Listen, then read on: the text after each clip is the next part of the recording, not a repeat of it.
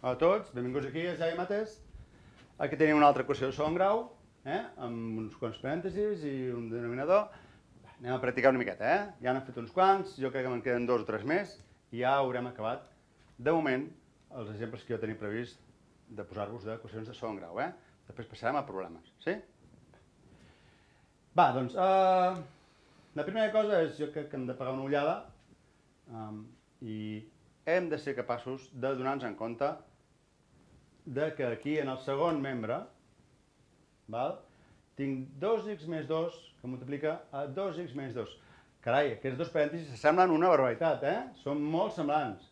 Això us ha de fer pensar de seguida que estem amb una identitat notable, 2x més 2 multiplicat per 2x menys 2 serà una identitat notable del tipus a més b multiplicat per a menys b, que tots sabeu ja que era a al quadrat menys b al quadrat.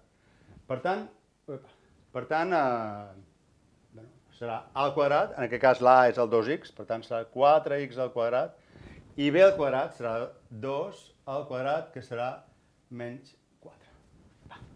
Per tant, és que val la pena tenir-los al cap, perquè, ostres, només veure-ho, pam, ja puc col·locar directament 4x al quadrat menys 4.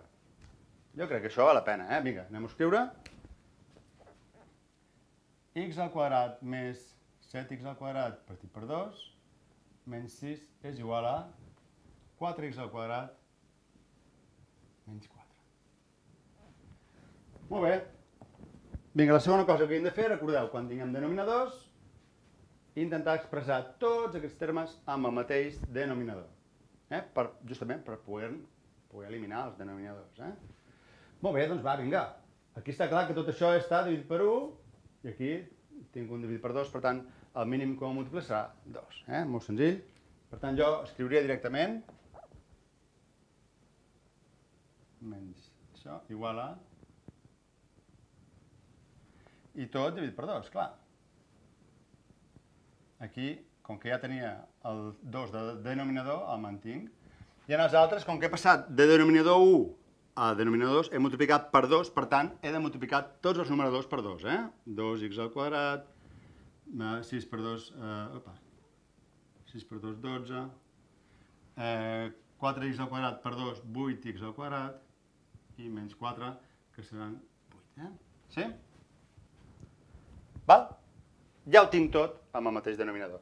Llavors, ho fem així, perquè quedava molt clar que així em podia carregar els denominadors.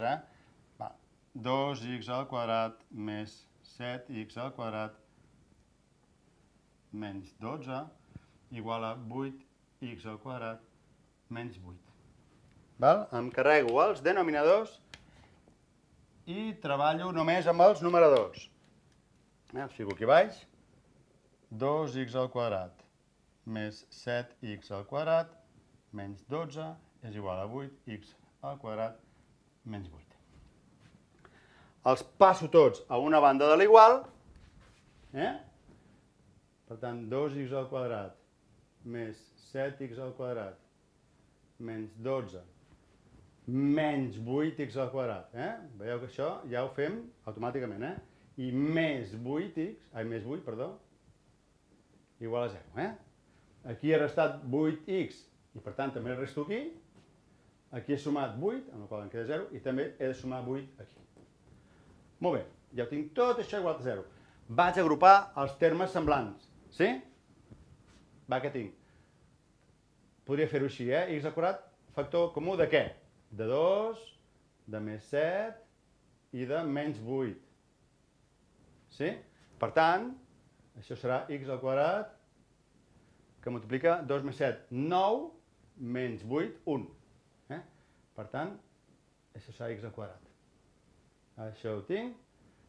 Termes amb x. Ostres, no n'hi ha cap. No n'hi ha cap. No tinc cap terme amb x. Termes independents, sense x, que tinc? Menys 12, més 8, menys 4. I tot això és igual a 0. Molt bé. Arribo a una equació de segon grau incompleta. No tinc el terme que acompanya la x, d'aquella expressió general ax al quadrat més bx més c igual a 0, no tinc el bx,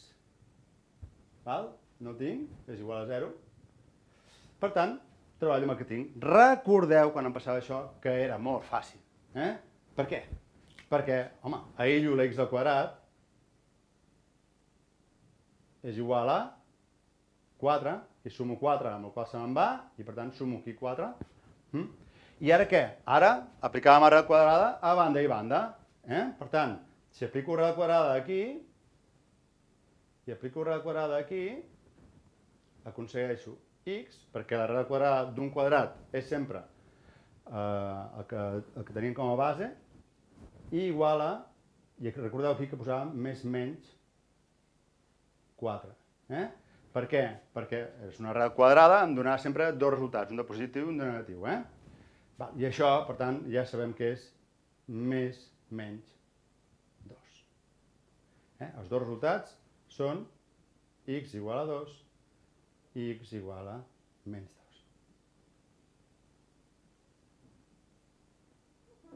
2. D'acord?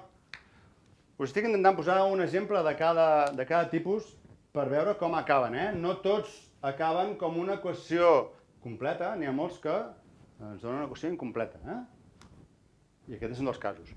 I també pot ser que sigui una equació completa que no tingui resultat, que no doni el discriminant negatiu, per exemple. Tot això és important adonar-se'n. Per això estic fent un de cada tipus més o menys, perquè si una cosa és aprendre a fer àlgebra aquí, a treballar això una mica, a fi d'arribar a l'expressió simplificada més petita possible, que és aquesta, quan ja he operat tot, ja he agrupat, arribo a una expressió, i llavors aquí sí que me n'adono si és completa, si és incompleta, i per tant he de saber a partir d'aquí com he de solucionar el tipus d'equació que tingui. Molt bé, en farem 2 o 3 més i ja deixarem les equacions de segon grau. Farem, això sí, problemes que es solucionin amb equacions de segon grau, igual que vam fer amb les equacions de primer grau. Ens veiem aquí, doncs, a demà mateix.